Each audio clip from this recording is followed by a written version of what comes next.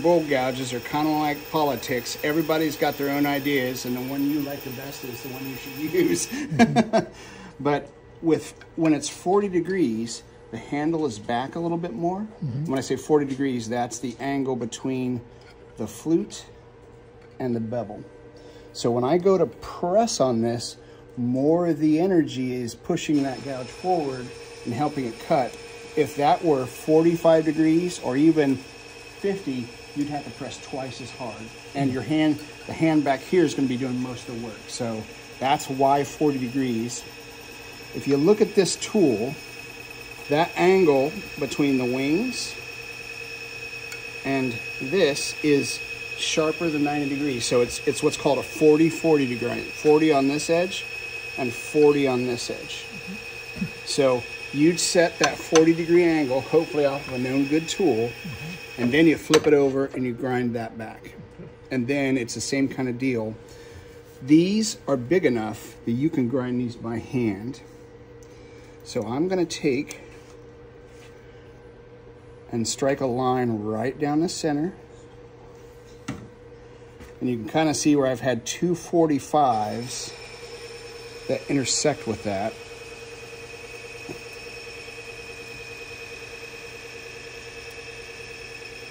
And it doesn't have to be super accurate, you know. This is not going into space. At least we hope. All right. So I'm gonna check this angle.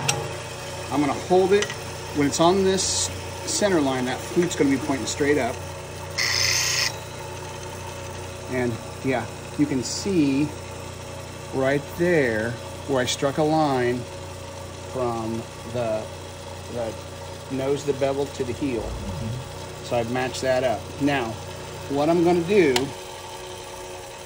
I'm gonna choke way up on the tool. I want my hand up here. When it's on this 45, the flute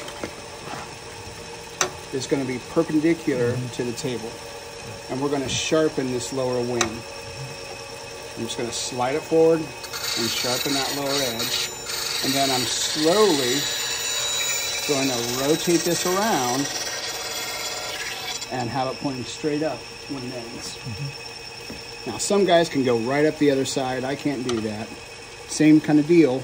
This will be perpendicular to the face here, that flute will. Now take it up, sharpen that lower wing, and then bring it around.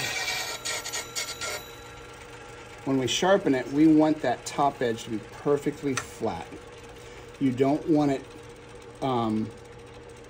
concave, which is called a beak, because the way this tool works, as it's cutting through the fibers, the bottom of the flute cuts the fibers and the wings on either side peel away the waste. And that happens all about the same time. That's how gouges work.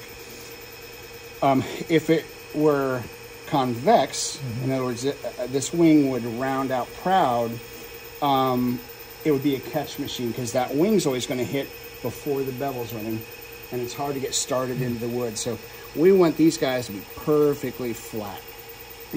And that's a preference thing. That's just what I like. Some guys do like them a little bit rounded. All right, so here's what this is going to look like. Again, choking up on the tool. That flute is perpendicular to space. I'm going to try to lean forward and look down on it.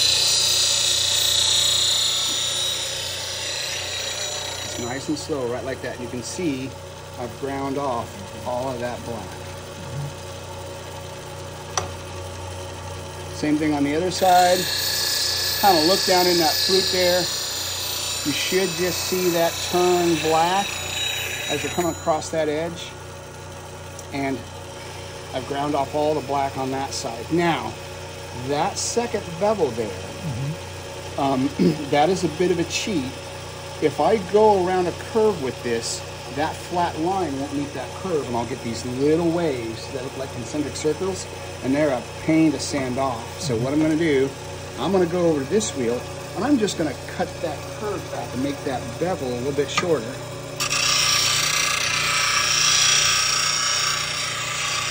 And that'll help it slide around corners a little bit easier. So I do that maybe once every 20 times when I sharpen. And then eventually that gets longer again and I have to reset that. So that's that second bevel range, and that's why it exists. So you want the second bevel? Yeah. And that's only for really big tools. Right. For smaller tools, it wouldn't be necessary. So, Charles, why don't you